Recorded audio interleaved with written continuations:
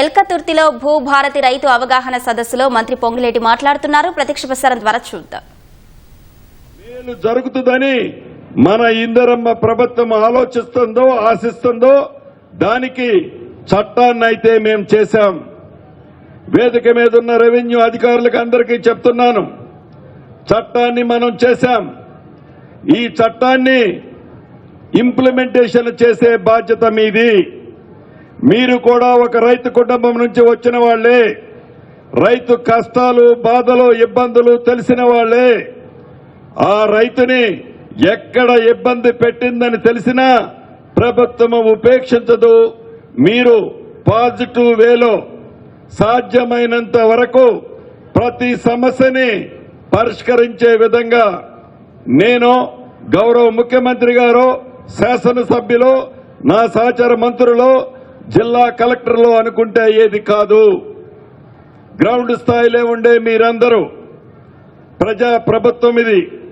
ఈ ప్రజా ప్రభుత్వంలో ప్రజలకి మంచి కోసం చేసే ఈ మంచి కార్యక్రమాన్ని ప్రజల దగ్గరికి తీసుకెళ్లే దాంట్లో ఎక్కడా తప్పు జరగొద్దు అని మనస్ఫూర్తిగా ఈ ఇందిరమ్మ ప్రభుత్వం కోరుకుంటుంది.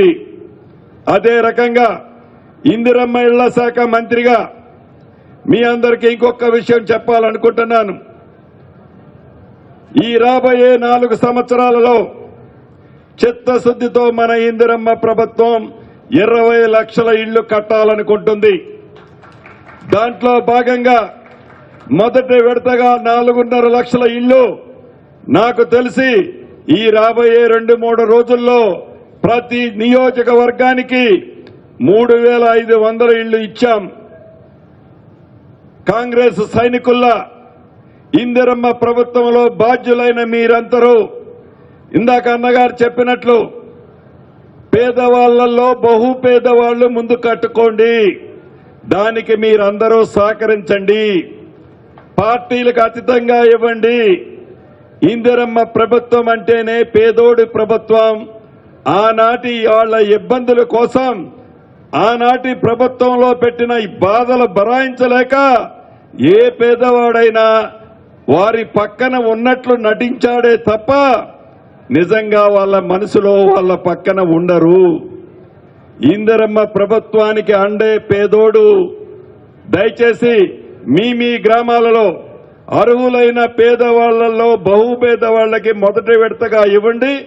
రాబోయే రోజుల్లో అర్హులైన అందరికీ కూడా ఇచ్చే బాధ్యత పొన్నమన్నది, ఈ వేదిక మీద ఉన్న ప్రజాప్రతినిధులది, మన గౌరవ ముఖ్యమంత్రి రేవంత్ రెడ్డి గారిది, మా అందరిది అని తెలుపుతూ ఈ భూభారత చట్టం భవిష్యత్తులో గ్రామీణ ప్రాంతంలో ఉండే మీరు అద్భుతమైన ఫలితాలు రాబోతున్నాయి.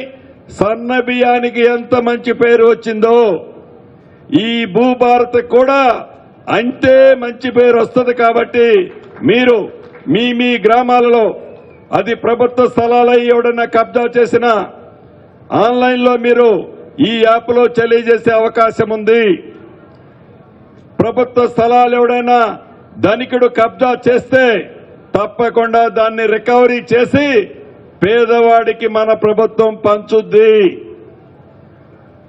గ్రామీణ ప్రాంతంలో ఉండే నా అన్నదమ్ములకి, ఆడబిడ్డలకి చివరగా ఈ ఇందిరమ్మ ప్రభుత్వం గడిచిన 15 నెలల క్రితం ఏ ప్రేమ అభిమానంతో మీరు దీవించారో, మళ్లీ ఏ ఎన్నికలు వచ్చినా మీ ప్రేమ అభిమానాన్ని అలానే ఉంచుకునే విధంగా డబ్బులు లేకపోయినా ఈ ప్రభుత్వంలో పేదవాడి కష్టాలు తీర్చడం కోసం తల తాకట్టు పెట్టైనా ఇచ్చిన ప్రతి మాటని చిత్తశుద్ధితో నిర్వహించడానికి ఈ ప్రభుత్వం మన కోసం మీకోసం పనిచేస్తుందని తెలుపుతూ సెలవు తీసుకుంటున్నాను. Thank you.